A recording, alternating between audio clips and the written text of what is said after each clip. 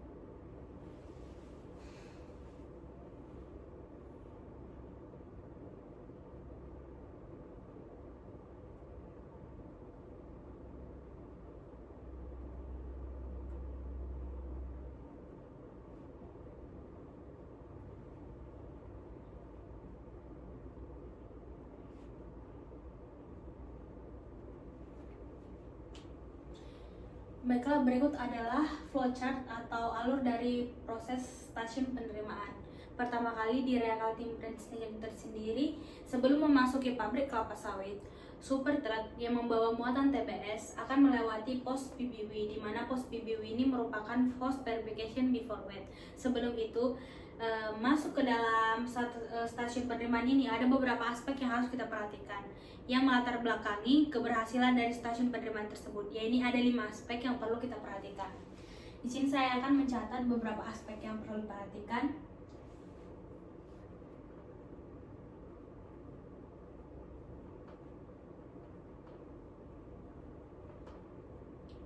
Di mana aspek yang pertama adalah fungsi dari tiap stasiun itu apa, kemudian alat yang digunakan apa saja, yang ketiga itu SOP dari pabrik PKS sendiri, yang keempat losis apa saja,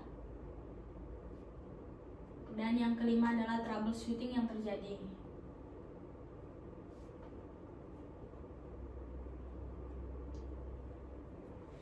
Kita mulai dari pos PBW yang paling awal, di mana pos PBW ini berfungsi sebagai post verification before wage, artinya di mana pos PBW ini berfungsi sebagai mencek siapa saja atau kebun-kebun mana saja yang telah bekerja sama dengan PT Rea Kaltim Plant Station. Seperti yang kita ketahui, PT Rea Kaltim Plant Station ini hanya menerima TBS dari 2 sumber. Yang pertama itu kebun inti, yang kedua itu adalah kebun koperasi. Dan kebun inti dan kebun koperasi ini adalah kebun-kebun yang telah terverifikasi dan telah bekerja sama dengan PT Rea Kaltim Plant Station, sehingga pada saat dia ingin mengantarkan TBS atau buahnya ke dalam PT Rea Kaltim Plant Station, dia harus melewati proses verification untuk memastikan bahwa dia sudah terdata dan terdaftar telah bekerja sama dengan PT Rea Kaltim Plant Station itu sendiri. Kemudian alat-alat yang digunakan dalam pos PPW ini adalah handheld. Handheld ini berfungsi untuk men-scan atau memasukkan sistemnya berupa scanan barcode yang telah dibawa oleh si supir tadi dari TPH atau tempat pemungutan hasil berupa SPB yang akan di-scan menggunakan handheld. Lalu di handheld itu akan terinput data-data bahwa si kebun mana atau si pemilik mana yang akan menyerahkan buahnya pada waktu itu. Kemudian SOP-nya sendiri adalah seperti yang saya jelaskan, ia harus melewati tahap dari setiap proses yang saya gambarkan ini, mulai dari pos PBB sampai dia mengantarkan buahnya di loading rem hingga sampai truk itu keluar. Kemudian losis yang ada di stasiun penerimaan biasanya itu kurang lebih ada 3 losis yang saya ketahui. Yang pertama itu losis yang karena misalnya buah luka yang pada saat petani itu ingin memanen menggunakan misalnya egrek atau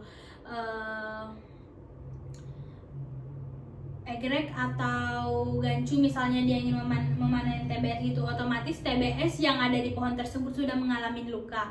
Belum lagi TBS yang setelah dipanen itu jatuh ke bawah tanah, kemudian itu akan menambah luka pada buah-buah TBS yang menyebabkan ekstraksi minyak yang ada pada perikarp itu menjadi keluar dan menyebabkan losis. Yang kedua itu biasanya losis itu terjadi pada saat misalnya buah yang dipanen itu adalah buah yang sudah matang. Tiba-tiba pada saat dibawa ke pabrik, buah-buah itu tersebut mengalami proses kematangan yang lebih karena sudah melewati beberapa saat waktu atau hari pada saat ia di stasiun penerimaan itu menunggu pada saat buah itu ingin diserahkan. Jadinya buah yang matang tadi menjadi lewat matang dan kemudian brondolannya gugur dari tangkai tersebut dan menjadi losis. Yang ketiga itu biasanya losis yang berada di stasiun loading rem itu sendiri, di mana losis yang berada di stasiun loading rem apabila si supir tadi telah melakukan proses penggedingan kemudian menuangkan buah TBS itu ke lantai, banyak brondolan-brondolan yang pasti berceceran dan akan digeser menggunakan loader untuk dimasukkan ke area loading rem. Pada saat di area loading rem itu sendiri kan mungkin pada saat dia mendorong loader tidak sengaja brondolan-brondolan tersebut itu tergilas oleh loader sehingga menyebabkan uncountable losses yang terjadi di stasiun loading rem tersebut. Kemudian kalau troubleshooting itu sendiri, masalah-masalah yang terjadi biasanya di stasiun penerimaan itu, misal nih setelah diverifikasi dia di jembatan timbang dan setelah diverifikasi dia di pos PBW, pos PBW itu akan mengeluarkan berupa tiket, di mana tiket tersebut merupakan sebagai simbol untuk dia melanjutkan proses selanjutnya pada pabrik kelapa sawit itu sendiri. Jadi si supir yang membawa TBS atau muatan tersebut yang sudah menyalin tiket dari pos PBW, tiket barcode tersebut kemudian masuk ke pos satpam. Nah, di pos satpam ini gunanya buat apa? Guna pos satpam ini merupakan pos yang mengatur jajaran antrian untuk masuk ke dalam arena jembatan timbang supaya lebih teratur. Alat-alat yang biasa digunakan mungkin adalah scan tiket, misalnya urutan karcis tiket berapa saja, misalnya itu 1 sampai 20, 1 sampai 30 yang akan memasuki arena jembatan timbang untuk melakukan proses penimbangan. Kemudian SOP-nya tadi itu si satpam tersebut akan mengatur tiap-tiap nomor tiket dan tiap-tiap antrian itu akan dicatat di sebuah logsit yang akan menjadi pemberitahuan kepada petugas jembatan timbang bahwa ini loh antrian selanjutnya akan memasuki arena jembatan timbang. Kemudian setelah dia melakukan penerimaan karcis tiket, lalu dia sudah mendapat giliran nih si supir tadi yang mendapat karcis gilirannya dia akan masuk ke arena jembatan timbang. Dimana seperti yang saya jelaskan sebelumnya itu, jembatan timbang di pabrik Raya Kaltim sendiri ada 2, yaitu COM 1 dan COM 2 yang merek Mugi sama merek Indodacin. Di sini saya akan menggambarkan contoh dari platform dari jembatan timbang yang ada di Raya Kaltim PlayStation. Kita misalkan ini adalah 2 platform jembatan timbang. Di sini merek Mugi dan Indodacin. Mugi ini memiliki kapasitas 50 ton dan Indodacin memiliki kapasitas 40 ton. Yang keduanya sama-sama memiliki ketelitian per 10 ton. Tapi yang membedakan Mugi dengan Indodacin selain dia kapasitasnya adalah jumlah load cell yang dipasangkan di platform dari jembatan timbang itu sendiri. Pada platform jembatan timbang Mugi, dia itu terdapat 6 load cell di setiap sisi, kiri, kanan, atas, bawah, dan juga di tengah-tengah dari pada platform load cell tersebut. Sedangkan jembatan timbang Indodacin ini hanya memiliki 4 buah load cell pada setiap sisi dari platform jembatan timbang. Pada saat si supir telah memasuki area jembatan timbang, ia harus mematuhi SOP yang ada, di mana si supir tersebut harus turun dan mematikan mobilnya apabila dia sudah memasuki platform jembatan timbang, yang dimana mobilnya itu tepat berada di tengah-tengah platform jembatan timbang untuk melakukan proses penimbangan. Kemudian setelah dia mematikan mobilnya, memarkirkan mobilnya tepat di tengah-tengah platform, si supir itu harus turun dari platform jembatan timbang dan menyerahkan berkas-berkas yang dia bawa, seperti SPB, scan barcode dari VBW maupun karcis tiket yang didapatnya dari pos satpam tadi sebagai bukti bahwa dia telah mengikuti SOP yang ada di PT Rea Kaltim. Nah, kemudian jembatan timbang ini sendiri berfungsi untuk menimbang berat TBS yang ada, di mana berat TBS itu biasanya ada 3, yaitu berat bruto, berat kotor, yaitu berat TBS dengan berat mobil. Kemudian setelah dia melakukan timbangan berat bruto, kemudian dia itu akan mendapatkan berat tara, yaitu berat si kendaraan tadi, kendaraan kosong. Kemudian berat bruto dan berat tara itu akan dikurangi dan mendapatkan hasil dari berat bersih, yaitu berat neto. Barulah setelah mendapatkan hasil berat bersih ini, si truk tersebut baru boleh keluar setelah melakukan proses penggradingan.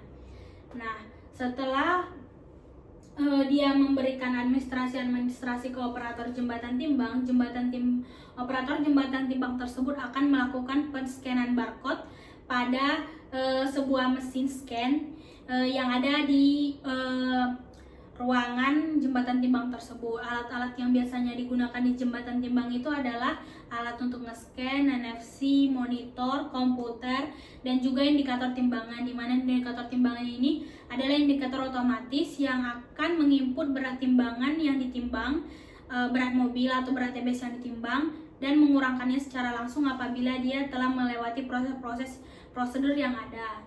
Kemudian setelah dia mendapatkan tiket scan barcode dari operator jembatan timbang, barulah si supir tadi itu menghidupkan kembali motornya atau mobilnya, lalu masuk ke area loading ramp untuk dilakukan proses penggradingan. Nah, kenapa sih harus tepat diletakkan mobil di tengah-tengah platform jembatan timbang? Itu berhubungan kepada troubleshooting, di mana troubleshootingnya sendiri apabila misalnya mobil itu tidak pas di tengah-tengah platform si jembatan timbang. Kan misalnya ini ada load cell-nya 4, dia hanya bertumpuan dengan 2 load cell di belakang, artinya 2 load cell yang di depan tidak terkena. Jadi pembacaan akurat dari jembatan timbang itu boleh saja tidak presisi karena hanya 2 load cell di belakang yang bertumpuan pada berat si TBS tadi, dan hal tersebut akan memicunya masalah atau trouble yang akan mempercepat 2 load cell di belakang menjadi rusak karena terlalu sering terkena injakan dari si beban berat yang dibawa mobil yang bermuatan TBS tersebut. Makanya itu harus mengikuti SOP prosedur yang ada agar maintenance si load cell ini atau lifetime si load cell ini dapat bertahan secara lama dan bagus. Selain itu untuk mengurangi permasalahan load cell yang rusak. Troubleshooting biasanya di jembatan timbang itu ada 3. Yang pertama itu seperti yang saya jelaskan adalah ketidakpresisian load cell pada saat mobil tidak tepat diletakkan di platform jembatan timbang, pas di tengah-tengah jembatan timbang. Yang kedua itu biasanya load cell terkena sambaran petir, karena kan load cell itu sendiri berbahan metal ya. Apabila terkena sambaran petir, otomatis itu dapat merusak dari fungsi si load cell tadi. Jadi kalau misalnya load cellnya kena sambar petir, rusak, kan dia tidak bisa membaca ukuran dari timbangan tersebut, jadi dia tidak bisa beroperasi. Nah, yang ketiga itu biasanya karena si mesin dari mobil yang berada di tengah-tengah platform jembatan timbang itu bergesekan langsung dengan platform jembatan timbang yang di bawahnya ada load cell, sehingga menimbulkan medan magnet yang akan membuat korslet si load cell tadi. Makanya itu disarankan bahwa setiap kita menimbang itu harus mematikan mesin dari mobil tersebut agar tidak menimbulkan masalah atau troubleshooting yang menghambat proses berjalannya produksi di pabrik kelapa sawit itu sendiri. Kemudian setelah dia melewati jembatan timbang dan telah melakukan penimbangan, dia mendapatkan scan barcode dari jembatan timbang kembali. Si supir tersebut boleh menghidupkan mesinnya dan masuk ke area loading ramp untuk melakukan proses grading, di mana seperti yang kita tahu fungsi grading tersebut adalah fungsi untuk memilah kriteria buah mana yang berkualitas untuk siap diolah, agar jika bahan baku yang dipilih adalah bahan baku yang bagus dan berkualitas, otomatis minyak hasil dari ekstraksi atau minyak yang akan kita produksi adalah minyak yang terbaik karena sudah dipilah dari bahan baku yang terbaik. Itu adalah fungsi dari stasiun loading ramp atau grading. Selain itu, selain untuk memilih bahan baku yang terbaik, adalah fungsi dari grading itu sendiri adalah untuk meminimalisir kecurangan antara para petani atau oknum-oknum yang ingin merugikan perusahaan dan menguntungkan dirinya sendiri. Kan setelah dia masuk ke area loading ramp, nih misalnya saya gambarkan dia lantai loading ramp. Nah, loading ramp di PT Rea Kaltim PlayStation itu sendiri adalah 4 buah loading ramp, di mana 4 buah loading ramp ini memiliki kapasitas tiap-tiap loading rampnya itu 17 pintu, yang setiap satu pintunya kapasitasnya 20 ton per pintu. Nah, kenapa dia menggunakan 4 loading ramp? Dikarenakan kapasitas Rea Kaltim itu kan besar, 90 ton per jam. Jadi, pada tiap-tiap lantai loading ramp itu sendiri dipasang sebuah pelang-pelang seperti ini, menandakan di mana letak-letak kebun atau TBS-TBS yang ingin dilakukan proses sortasi pada hari itu. Misalnya, di loading ramp nomor 1 itu khusus untuk buah plasma atau buah inti dari kebun Cakra Damai Sejahtera, dia tuh di loading 1 misalnya. Itu akan di petugas-petugas operator grading itu biasanya akan membuat sebuah tanda pelang-pelang di sini untuk Damai Sejahtera dan juga Berkat. Dia akan membuat sebuah pelang-pelang tersebut. Kemudian di loading ramp nomor 2 khusus buah koperasi yang masuk hari ini misalnya. Jadi sama juga prosesnya, ditempeli pelang-pelang dan dipisahkan. Nah, pada saat dia ingin masuk ke arena loading ramp tersebut, biasanya mandor atau operator dari loading ramp itu tersebut akan memanggil si supir. Misalnya begini, Pak, tolong ini dari divisi mana? Biasanya dia akan bertanya, misalnya dari divisi Cakramen. Oh iya, kamu nanti di loading ramp 1 ya. Lalu tuang di lantai nomor ini, dan dia akan mengarahkan si supir itu untuk melakukan proses grading pada lantai tersebut. Jadi strukturnya lebih tertata dan lebih rapi. Kemudian alat-alat yang biasanya digunakan di stasiun loading ramp itu sendiri adalah, yang pertama itu sudah pasti ada menggunakan tojok sebagai pemilah loading ramp itu. Kemudian yang kedua itu adalah menggunakan sarung tangan. Yang ketiga itu menggunakan yang namanya handheld. Kalau di sana itu semua data-data diinput otomatis secara manual menggunakan handheld. Yang ketiga itu dengan menggunakan quartering untuk menghitung setiap jumlah dari janjangan kosong. Kemudian SOP-nya adalah setiap supir-supir yang membawa muatan TBS yang akan menuangkan pada stasiun loading ramp itu sendiri harus menunggu dan memberikan slip barcode yang telah dibawa dari stasiun jembatan timbang. Apabila misalnya dia masuk nih ke arena loading ramp tapi tidak membawa scan barcode dari jembatan timbang, itu dia tidak bisa melakukan proses grading karena dianggap tidak memenuhi syarat karena belum melakukan proses penimbangan di jembatan timbang. Kemudian setelah memberikan slip barcode pada operator grading, kemudian operator grading akan men-scan menggunakan handheld, lalu akan muncul semua data-data di mana itu dari divisi mana, nama petaninya siapa, supirnya apa. Barulah muncul data-data berupa kriteria-kriteria buah yang diterima oleh Rea Kaltim. Ada beberapa kriteria buah yang diterima oleh Rea Kaltim. Yang pertama itu adalah buah matang. kemudian itu buah lewat matang, kemudian buah mentah,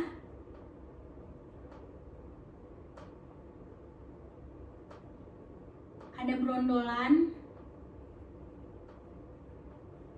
Parthenocarpi,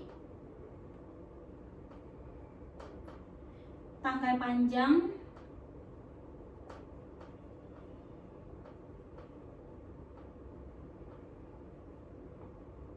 jangan kosong.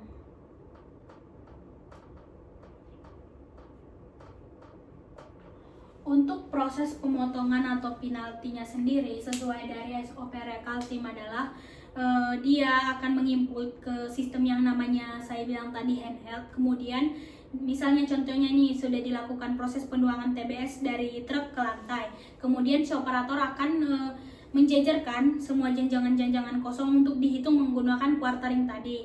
Terus memasukkan datanya ke handheld dan dikualifikasikan menurut dari buah matang sampai jangkos tadi. Setelah itu dihitung, misalnya contohnya tangkai panjangnya ada 5, buah matangnya ada sebanyak 10 kilo, brondolannya 70 kilo, itu akan dimasukkan di input data di handheld. Dan untuk sistem pemotongannya sendiri itu akan dilakukan otomatis orang-orang IT yang berbeda server lagi yang bertugas di PT Rekaltim juga untuk melakukan pemotongan harga, karena orang IT sendiri merupakan orang yang bertugas untuk menentukan potongan-potongan harga dan melakukan pembayaran langsung kepada tiap divisi ataupun petani yang memberikan buahnya untuk diolah di pabrik Rekaltim Plant Station tersendiri.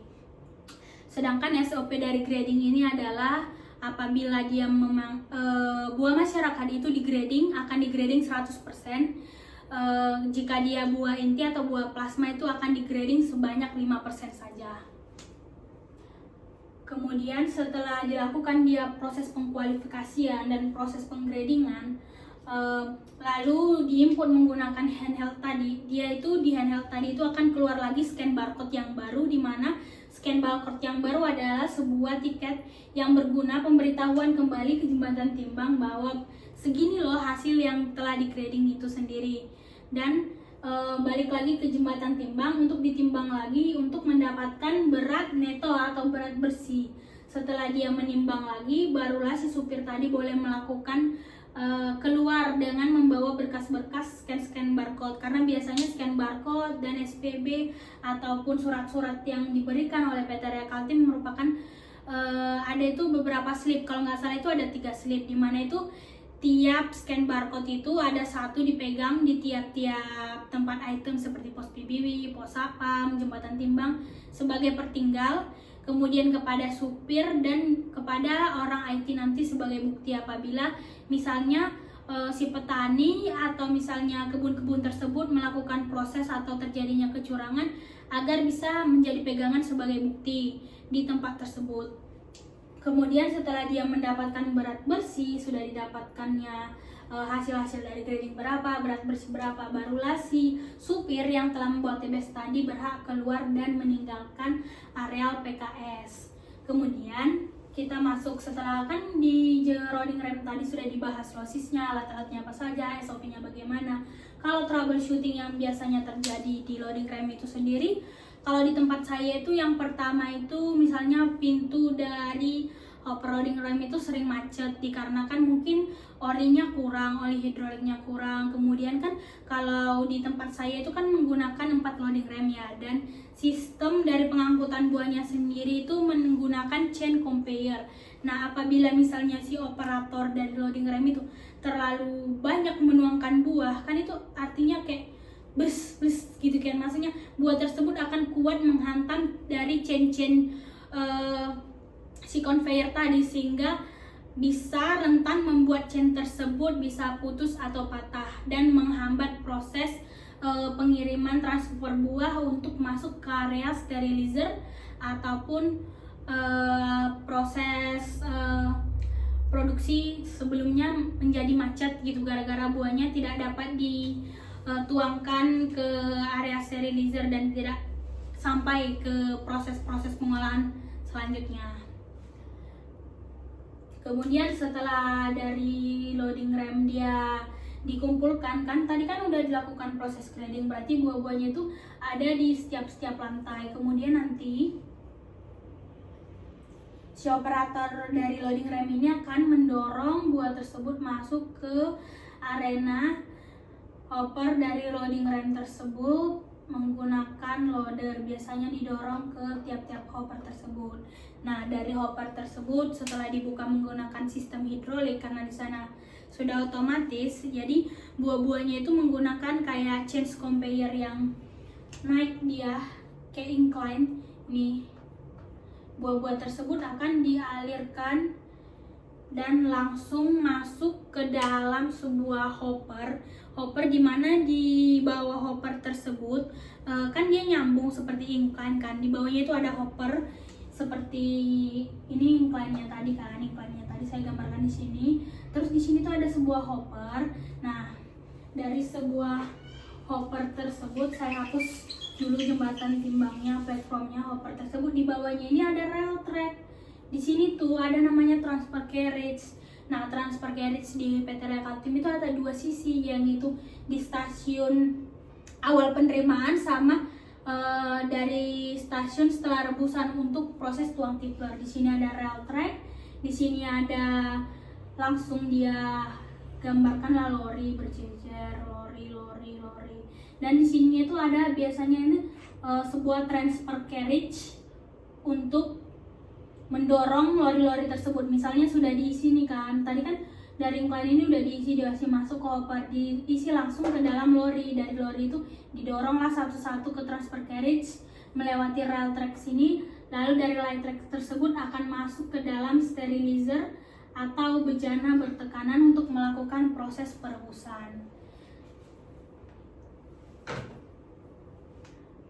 Biasanya pada saat melakukan proses-proses penuangan itu banyak beberapa aspek yang diperhatikan, yaitu untuk tidak terlalu banyak seperti yang saya bilang tadi, itu akan berhubungan ke troubleshootingnya atau losses yang digunakan. Misalnya kalau losses yang di loading rem tadi kan buah-buah yang tergilas loader, kemudian dia kalau di area hopper loading rem itu sendiri, misalnya kalau buahnya itu terlalu banyak masuk ke dalam area hopper loading rem itu bisa membuat chain dari conveyor ini menjadi patah dan menghambat pentransferan buah masuk ke dalam lori, dan itu kan bisa menghambat proses perebusan yang terjadi selanjutnya. Baiklah, setelah melakukan proses pengisian TBS dari hopper loading rem, baru masukkan ke sterilizer. Selanjutnya akan masuk ke sterilizer. Untuk proses sterilizer ini akan saya bahas di video kedua lebih rincinya lagi. Untuk stasiun penerimaan sampai di sini saja, karena saya sudah membahas bagaimana fungsi alat SOP, losses dan troubleshooting dari setiap stasiun penerimaan, dan kurang lebih seperti itu. Dia itu mulai dari VBW, pos sapan, jembatan timbang, loading rem, hingga proses gradingnya seperti apa, sampai dia buahnya tertuang dan akan masuk ke stasiun perebusan atau stasiun sterilizer berikutnya. Sekian dari pemaparan saya. Jika ada kata-kata yang kurang atau masih belum jelas dan mengerti, tolong dimaafkan. Saya harap video saya ini dapat bermanfaat bagi teman-teman ataupun penonton yang menonton video ini. Untuk presentasi selanjutnya, kita akan masuk ke stasiun sterilizer hingga proses klarifikasi nut and kernel sampai pengiriman minyak. Nanti saya akan paparkan sendiri di video yang berbeda. Untuk itu, terima kasih saya ucapkan kepada Bapak dan teman-teman sekalian. Saya akhiri video saya. Terima kasih.